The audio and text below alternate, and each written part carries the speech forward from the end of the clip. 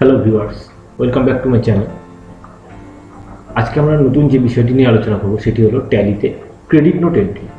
তো এই credit note এন্ট্রিগুলি actually কী হয়, আমরা যখন ডেটরকে সেল করি, তো ডেটরকে সেল করার পর সেই দ্রব্যগুলি কিছুদিন থাকার পরে যদি ড্যামেজ হয়ে যায় বা এক্সপায়ার হয়ে যায়, তো সেই দ্রব্যগুলি যদি রিটার্ন পলিসি থাকে তাহলে সেগুলিকে আমরা ক্রেডিট নোটের মাধ্যমে ফেরত দিই। তো এখানে আমি একটা পিপিটি দেখিয়েছি যেখানে ক্রেডিট নোট হেডিং আছে।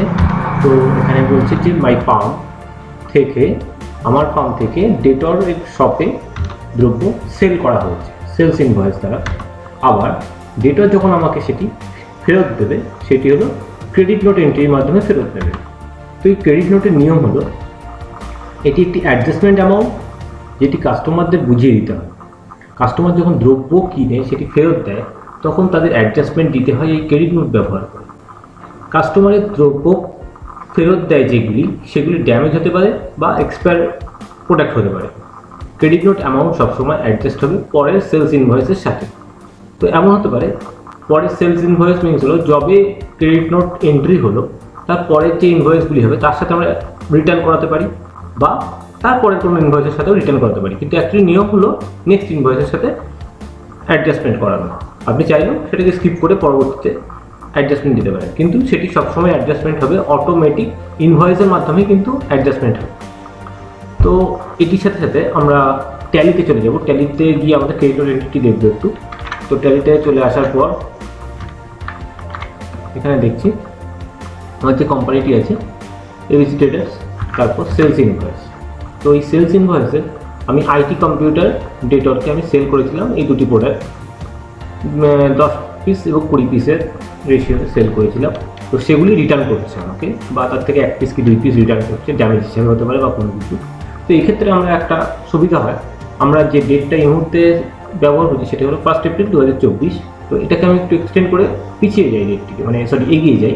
ধরুন সাপোজ আমরা ব্যবহার করছি এখানে 1 সেপ্টেম্বর 2024।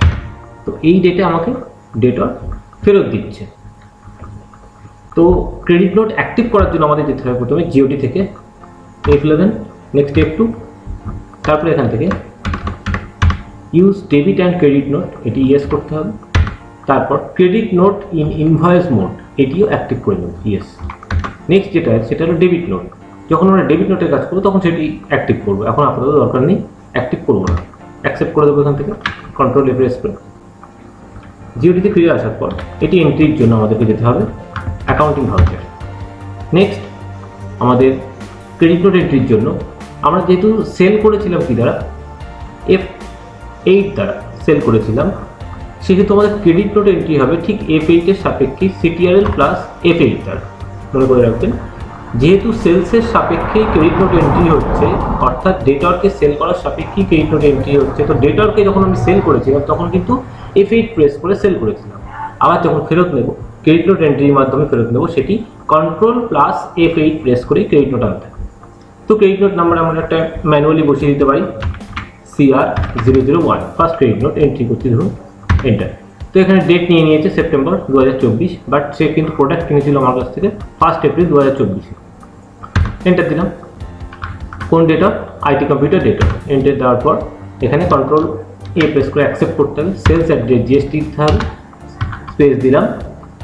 i5 প্রসেসর নিয়েছিল আমার কাছ থেকে 10 পিস কি 20 পিস, যাই হোক যেটাই নিয়ে থাকুক না কেন, আমরা দেখবো এখান থেকে। এই যে রিটার্ন নেওয়ার সময় এখানে যে গোডাউন থেকে আপনি সেল করেছিলেন সেই গোডাউনটি সিলেক্ট করার চেষ্টা করবেন সবসময়, ঠিক আছে। তুমি হাওড়া গোডাউন থেকে সেল করেছিলাম, সেই গোডাউনে আবার রিটার্ন নিচ্ছি, এই ব্যাচেরই প্রোডাক্ট রিটার্ন নিচ্ছি 2 পিস।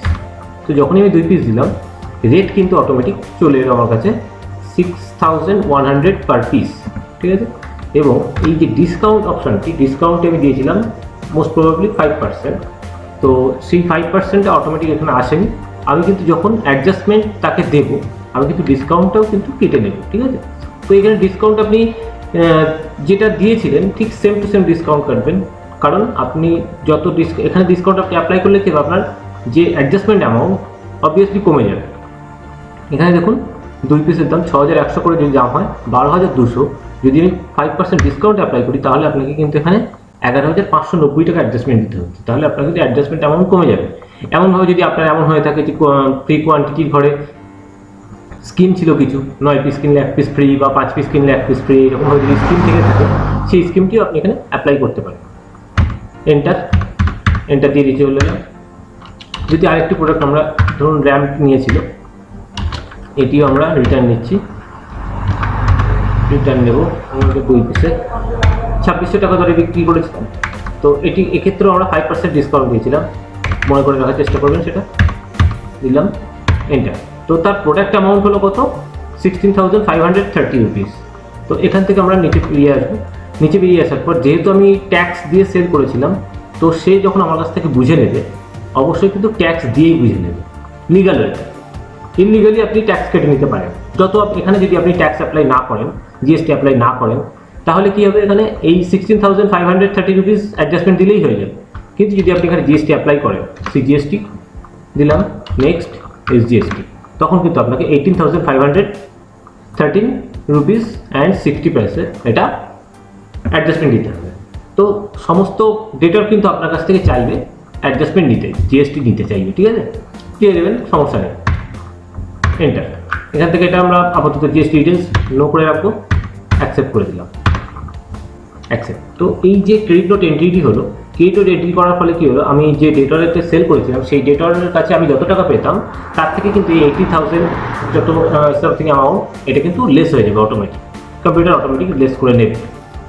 তো এখান থেকে আমরা ডিসপ্লেতে যাব, ডিসপ্লেতে যাওয়ার পর accounts book, next ledger, next IT computer, debtor. এখানে যাওয়ার পর আপাতত এখানে 1 সেপ্টেম্বরের এন্ট্রি একটি মাত্র দেখাচ্ছে, ক্রেডিট নোট।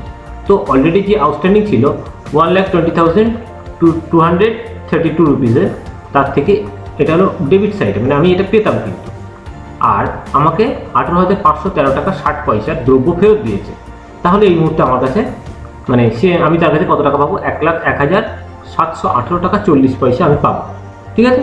এইটা আমার কাছে আপাতত মানে এই যে অ্যামাউন্টটি অটোমেটিক কিন্তু এখানে অ্যাডজাস্ট হয়ে গেছে, ঠিক আছে।